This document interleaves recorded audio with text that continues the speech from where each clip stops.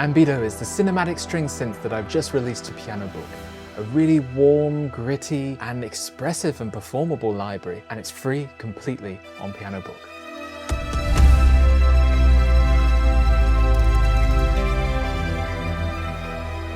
Hey, my name is Steve, composer, engineer, and lecturer. Welcome back to the channel. Today's gonna be a quick video. I just want to share a couple of ways that I've used my new instrument, the Ambido Cinematic String Synth library, in this demo track that I'm putting up on Pianobook. I've used it in a couple of ways. One as a more chordal part, and one as a more lead, aggressive kind of part. So let's take a look at both of those. Okay, so the piece opens out with this initial kind of very sci-fi 90s, 2000s sort of sound with this kind of shift between these two chords, these thirds away, this median shift. It worked really, really well with Ambido's low pass filter and the way that it kind of sort of swam in and out, kind of faded in and faded out. It was a really good effect. Let's take a look.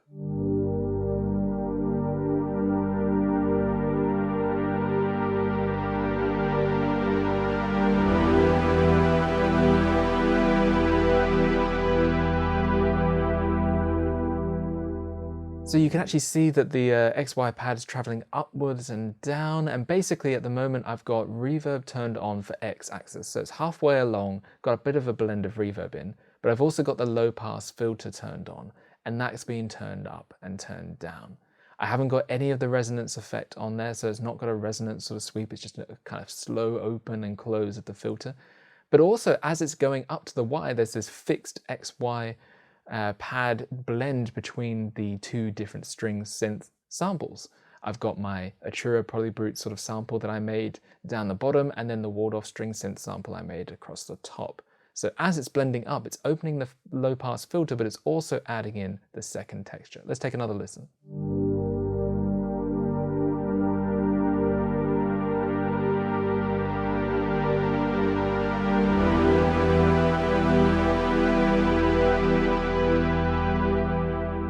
So a really cool effect. As the piece progresses into the second section, the string synth sort of opens up on the low pass filter, it's fully sort of there, but it also wants to blend into this reverb as part of the outro. So it's gonna extend the reverb tail a little bit and blend in more of that sound. Let's take a look. So towards the end here, second half of the piece, these chords hit, and then you can see this automation as we blend the X across.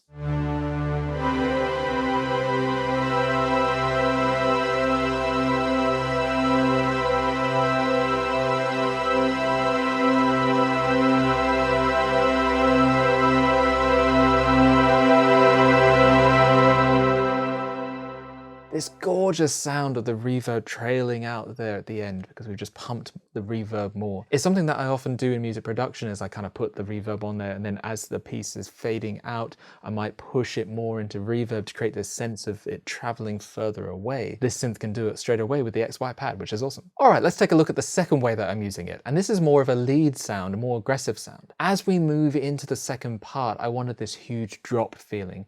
We were going to get into this kind of epic booming sort of sense. Still slow paced, but just needed this gritty bend into it. Ultimately, I got this texture that was sort of somewhat similar to a guitar in many ways. I can use the pitch bend on my keyboard, which is programmed, of course, into this library. And then I added in some gritty, distorted sort of sounds. You take a look over here, we've got saturation, chorus, and reverb all playing a part. Saturation and chorus on the X, so you can see all the way over there. And then reverb on the Y, so as we increase, it's adding more reverb. By itself, this is the texture that I got.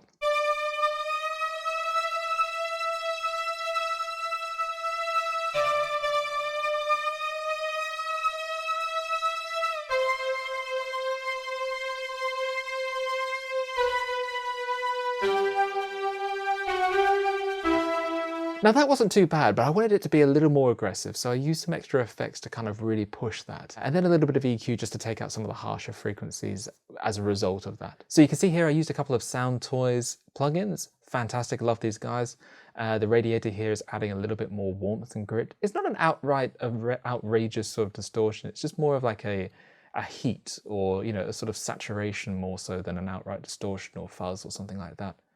I then actually increased the drive some more with this SyQ EQ essentially, and I boosted some of the top end a little bit just to have a little more bite to it. I then needed to take away some of the more aggressive and harsher frequencies that were building up, so a little bit of an EQ there on some of the more kind of boxy areas of the sound, just to give it a more bright and light type of feel to it rather than the heavy sort of feeling that it did have by itself.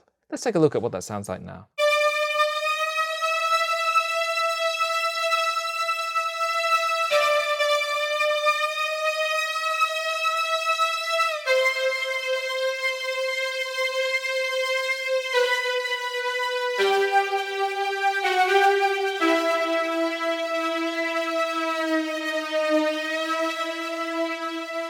So a really cool sound. I hope you enjoy that. I really kind of surprised myself a little bit when discovering this sort of texture and this ability within the library. I didn't think that it would end up being a lead synth type of library, but I suppose pretty much you can take any sound and turn it into anything you want. The right combination of sound treatment and sound design will really change something into something else. So that's the second example there. So I hope you enjoyed this library. It is now free on Pianobook. Check it out, you can download it, and if you have the Contact sampler, you'll be able to load it up and be playing with it in no time. Right now I'm going to play the entire finished mastered track, so you'll be able to hear that one and see what it sounds like. You can check it out on SoundCloud in the link below as well, but otherwise I will catch you in the next video.